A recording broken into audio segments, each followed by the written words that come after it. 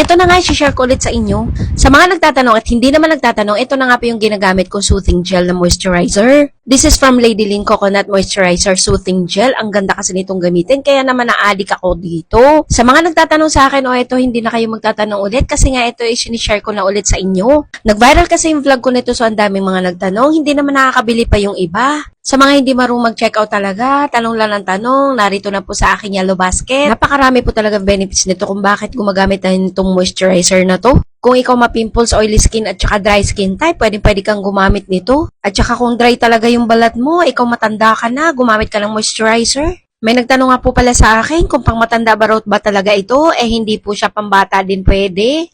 Di ba oily skin ka, kaya ka maraming pimples, subukan mo kaya to. Hindi, tanong ka ng tanong, hindi mo naman sinusubukan, ginagalit niyo talaga ako, char, joke lang. Paano ba siya gamitin? Mag-apply lang po kayo nito, umaga at gabi. At syempre, maglinis ka muna ng mukha mo. Maganda rin gamitin to sa buo nating katawan para ma-moisture talaga yung katawan natin. Kaya naman malimit ako nag-a-apply nito lalo na sa gabi kasi nga ang lambot sa balat nito mga mi. Yung mga papatubo mapiprevent ito at mga tumutubong tiny bumps dyan sa mukha mo ay talaga naman mawawala siya. At ito rin yung reason kung bakit lagi ako nag-a-apply nito. Ang dami ko kasi mga blackheads dyan sa ilong ko.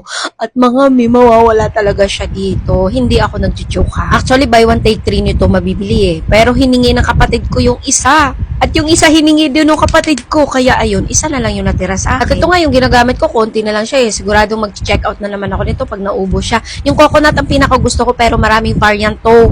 Bahala na kayo mamili sa kunong type nyo. Hala, napakamura lang nito, kayang-kaya ng bulsa mo. Literal na kumakapal talaga yung mukha mo kapag dumadami yung blackheads mo. Tumitigas Kaya kailangan lalagyan mo siya nito para lumambot at madaling lumabas, madaling matanggal. Anong gusto mo, padadamihin mo muna yan bago mo tanggalin, matigas na. Ay nako, coconut talaga yung pinili ko. Although marami naman siyang variant, may snail, may iba pa, may aloe vera. Pero, ito kasi yung nagustuhan ko guys, kasi mas moisture, tapos mas malambot sa balat. Ewan ko kung ako lang nahiyang talaga dito. Pero guys, ang dami-dami ko palang gumagamit talaga nito. Alam nyo kung bakit? Nalaman ko yan doon sa mga nagko-comment doon sa vlog ko. Kasi nga nag-viral. Alam niya na, sa kanila din ako natututo, sa kanila ako nagkaroon ng idea na okay, mas marami palang gumagamit itong coconut. At matagal-tagal mong maubos ang isang ito ha. Kaya naman nung hiningi ng kapatid ko yung isa, ay hinayaan ko na lang.